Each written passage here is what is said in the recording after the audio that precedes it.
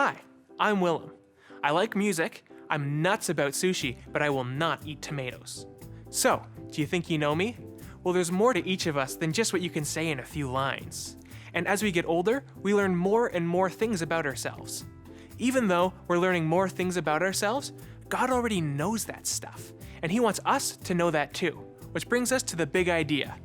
God knows who we really are, and He wants us to know that too. Let's watch this God story, and you'll see what I mean.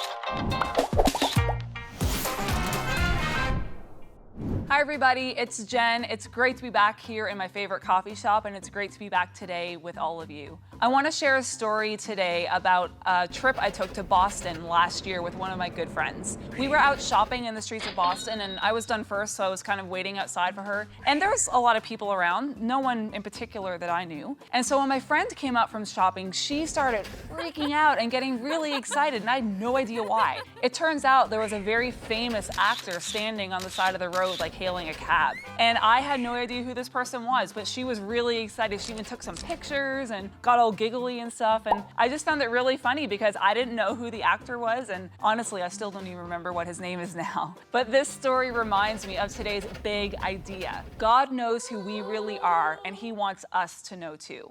Today's God story is about Jacob. Do you remember Jacob? He was the grandson of Abraham, the son of Isaac. He tricked his dad into getting Esau's blessing. Then he ran away, he had a dream, he got married, had lots of kids, and he actually made peace with his brother. Remember that guy? That Jacob. Well, his story continues, and we're going to catch up with him and his family in Genesis 35. Let's see what happens next. God told Jacob to move to a place called Bethel and to build an altar there for God. Now, an altar is a place where you could bring an offering or a sacrifice to worship God. So Jacob told everyone in his household to get ready to go. This is what he said. Come, let's go up to Bethel. There I'll build an altar to honor God. He answered me when I was in trouble. He's been with me everywhere I've gone.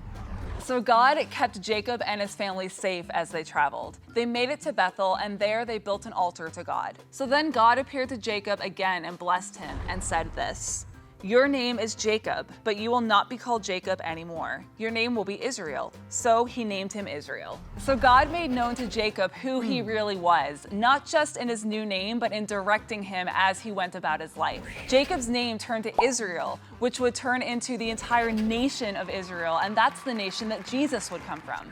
So the story continues with God talking more to Jacob. Israel. You know who I mean.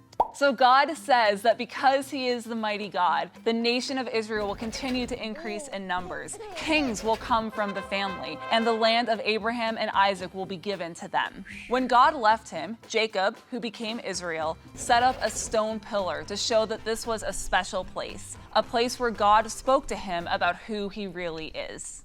So back to my Boston story. As I said, my friend was super excited that this celebrity was standing on the street. You know, in hindsight, I kind of wish I knew who he really was, because it would have been awesome to get his picture and post it on Instagram and get some likes from people being excited for me that I got to meet this person. That would have been really cool. So we can see how God reminded Jacob of who he really was, and we can ask God to remind us of who we are as His well-loved kids. Well, that's it for today. Thanks again for joining me. I'll see you next time. Turn to the person next to you and discuss these questions. Willem! What do I do? Get the net! Question time.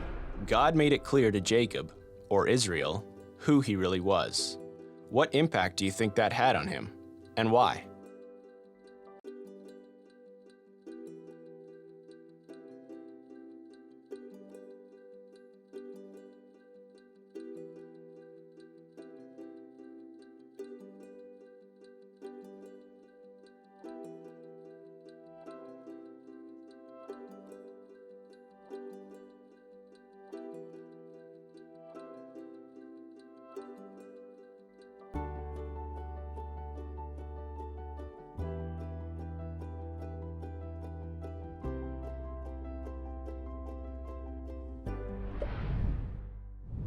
I don't know if you struggle with who you are and who you're supposed to be, but we can learn from Jacob's story that God wants us to know who we really are.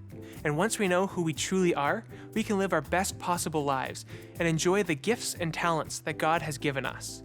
We're going to watch a story where Marianna shares on some tough times she went through and how she discovered the purpose for her life. Watch this. Hola, yo soy Marianna.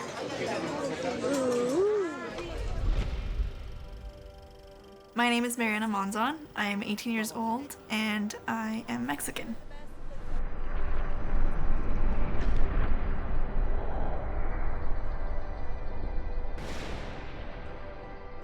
I guess I've always loved to draw and write little bit stories from when I was a kid. My dad and my mom's influence was definitely there. They're both creative people. They're always talking about, drawing and ink and whatever it is. So they've always taught me everything I know about art. So I felt like it just became a part of me. I love to be creative.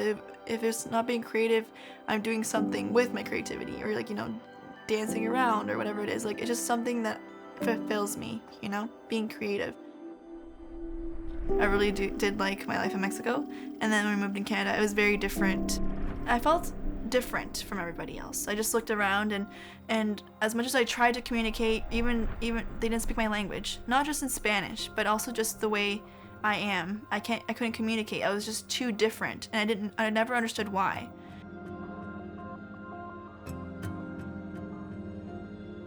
Trying to make friends was the hardest thing, especially because everybody already knew each other from SK and JK. I kind of grew up with this group of people, but I never felt truly accepted.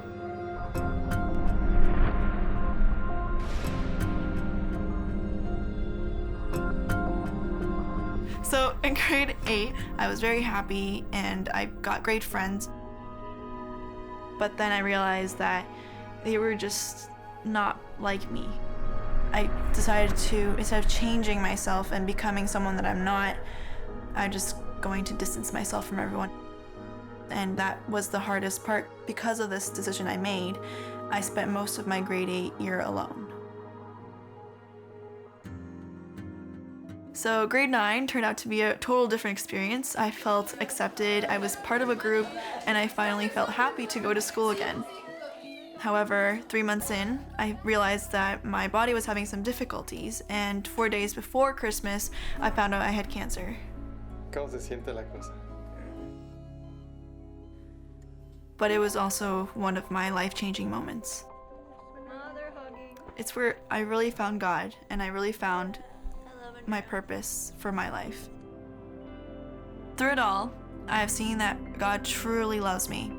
It has brought me to meet really inspiring people, and I was able to make incredible memories that I don't think I would have had if I had been in a normal lifestyle. So I think this abnormal and extraordinary thing that has happened in my life, I don't take it for granted at all. I take it as, I don't know, it's become so part of my life, and I don't see myself ever not having gone through it. I would have been a total different person. I wouldn't have been the person I am today.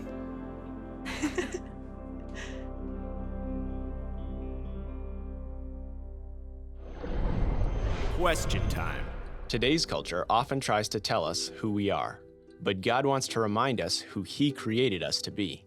What do you feel like you have to do to find your purpose in life?